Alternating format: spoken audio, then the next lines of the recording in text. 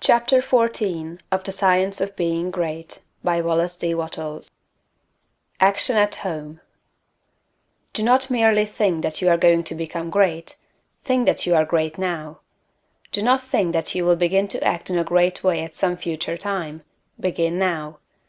Do not think that you will act in a great way when you reach a different environment. Act in a great way where you are now. Do not think that you will begin to act in a great way when you begin to deal with great things. Begin to deal in a great way with small things. Do not think that you will begin to be great when you get among more intelligent people or among people who understand you better. Begin now to deal in a great way with the people around you. If you are not in an environment where there is scope for your best powers and talents, you can move in due time, but meanwhile you can be great where you are.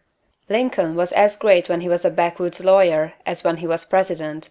As a backwoods lawyer he did common things in a great way, and that made him president. Had he waited until he reached Washington to begin to be great, he would have remained unknown. You are not made great by the location in which you happen to be, nor by the things with which you may surround yourself. You are not made great by what you receive from others, and you can never manifest greatness so long as you depend on others. You will manifest greatness only when you begin to stand alone. Dismiss all thought of reliance on externals, whether things, books, or people. As Emerson said, Shakespeare will never be made by the study of Shakespeare. Shakespeare will be made by the thinking of Shakespearean thoughts. Never mind how the people around you, including those of your own household, may treat you. That has nothing at all to do with your being great. That is, it cannot hinder you from being great. People may neglect you, and be unthankful and unkind in their attitude toward you.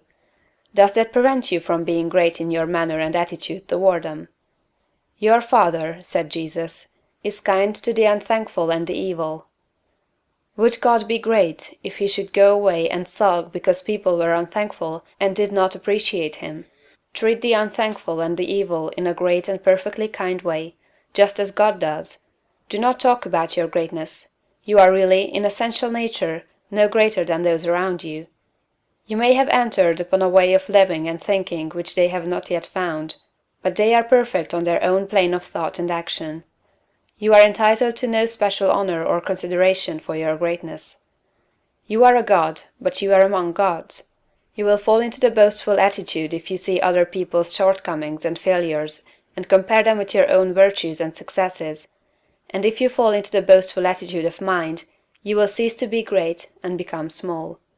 Think of yourself as a perfect being among perfect beings, and meet every person as an equal, not as either superior or an inferior. Give yourself no airs. Great people never do. Ask no honors and seek no recognition. Honors and recognition will come fast enough if you are entitled to them. Begin at home. It is a great person who can always be poised, assured, calm, and perfectly kind and considerate at home. If your manner and attitude in your own family are always the best you can think of, you will soon become the one on whom all the others will rely. You will be a tower of strength, and a support in time of trouble. You will be loved and appreciated. At the same time, do not make the mistake of throwing yourself away in the service of others. The great person respects himself. He serves and helps, but he is never slavishly servile. You cannot help your family by being a slave to them, or by doing for them those things that by right they should do for themselves. You do a person an injury when you wait on him too much. The selfish and exacting are a great deal better off if their exactions are denied. The ideal world is not one where there are a lot of people being waited on by other people. It is a world where everybody waits on himself.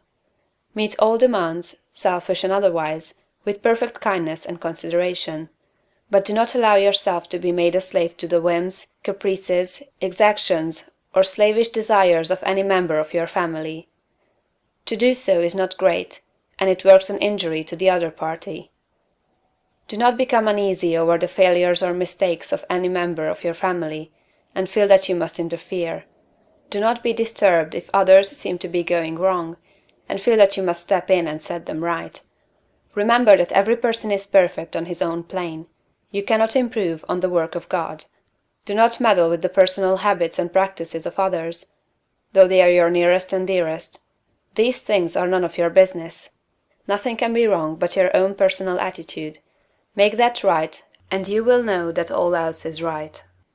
You are a truly great soul when you can live with those who do things that you do not do, and yet refrain from either criticism or interference.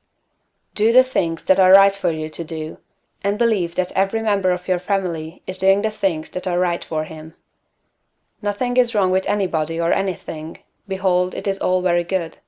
Do not be enslaved by anyone else, but be just as careful that you do not enslave anyone else to your own notions of what is right.